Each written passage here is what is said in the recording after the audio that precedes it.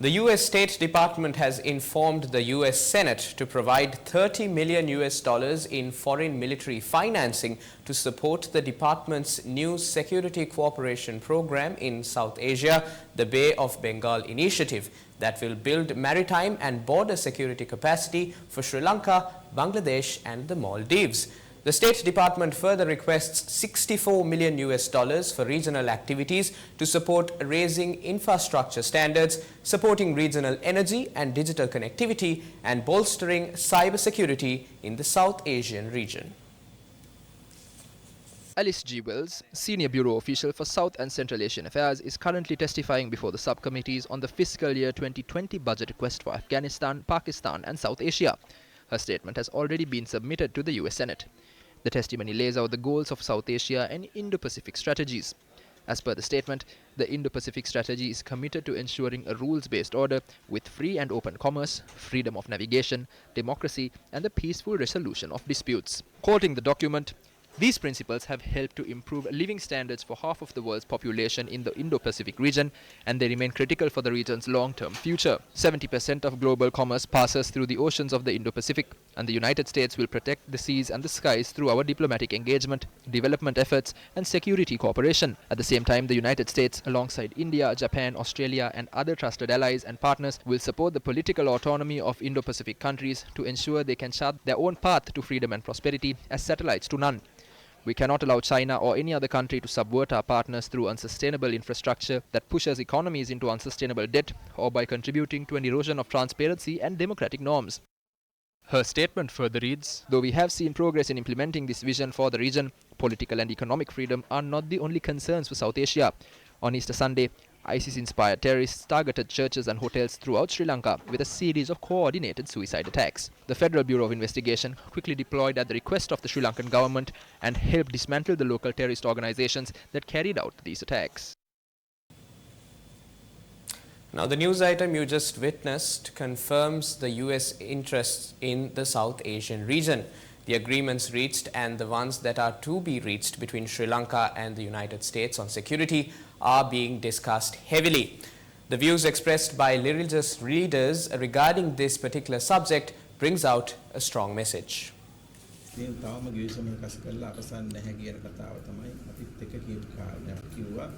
අපි නිතරම අපේ රටවැසියන් පැත්තේ රට පැත්තෙන් ඉන්නේ අපිට ඇමරිකා එක්සත් ජනපදයේ උදව් කරන බව ඇත්ත. නමුත් මේ තීරණාත්මක සාධකවලදී අපි අපේ මාතෘභූමිය වෙනුවෙන් පිරී සිටින්නේ අපේ මහ ජනතාව වෙනුවෙන්. ඒ නිසා අපි කිසිසේත් එකඟතාවයක් පළ කරන්නේ අපිට හානි කර ඒ විදිහේ කටයුතු කරනවා කියන එක දැනුවත් කිරීම කළා. ඒක ඇමරිකා එක්සත් ජනපදයේ කළාට අපි අපේ පාලකයන්ට වරින් වර දැනුවත් කළාට ඒ අය ඒ පිළිබඳව අවධානයක් යොමු කරන බවක් පේනවා. ඒ ඇමරිකාවට ගාමිනි චිකාට තුන චෝදනා තියෙනවා.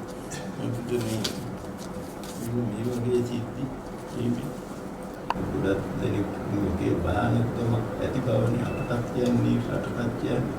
ඒ නිසා විනිවිද භාවික සිද්ධ There is a dangerous global plan behind this. They will not reveal the plan to us, but there is one. We know how massive ships of the United States travel across the globe. They have placed them in a manner they can capture any country at any time they want. But nobody is speaking against it. They have to create chaos in the countries. If they do not create conflicts, they cannot sell their weapons. So how do they do that? They recognize the change in treatment. They encourage problems by betting religions and communities against each other. I believe that ISIS is also part of that system. මම විශ්වාස කරනවා මේ ISIS සංවිධානය කියන්නේ අන්න ඒ වැඩපිළිවෙලේ කොටසක් කියලා. We vehemently oppose any foreign force and any agreement which would pave the way for any foreign military to enter the country or create a base in Sri Lanka that would harm the sovereignty of our nation. කිසිදු ගිවිසුමකට එළඹෙනවාට අපි තරේ විරුද්ධ වන්නෙමු. Sri Lanka is a sovereign nation, and for thousands of years our people have determined the destiny of this nation. There are a few important matters that the people of Sri Lanka would like to remind our leaders, particularly the ones who are reducing themselves to selling parts of our nation to their own political survival. Our leaders and other global powers would do well to keep in mind that Sri Lanka is more than capable to ensure her own security. We are able to protect our own borders, and if we require assistance, we will ask for it. No other nation or organization should be too concerned about our security or our borders, and while it is understood that we now live in a globalized world, it should also not be misunderstood that globalization means economic colonization. Unfortunately for Sri Lanka and fortunately for these nations, Sri Lanka is being led by archaic politicians intent on salvaging and perpetuating their own diminishing political power. Despite this, it must be kept in mind that all religious leaders, together with the people, have always stood strong and against such acts of betrayal. The fate of our nation must be determined by the people and not by these so called leaders who are nothing but desperate puppets in the hands of one global power or another. We the people shall protect our nation from the vagaries of decrepit politicians. We the people shall protect our nation from becoming a doormat to foreign powers intent on pursuing their own interests at the expense of our motherland. Many have tried in history. All have ultimately failed.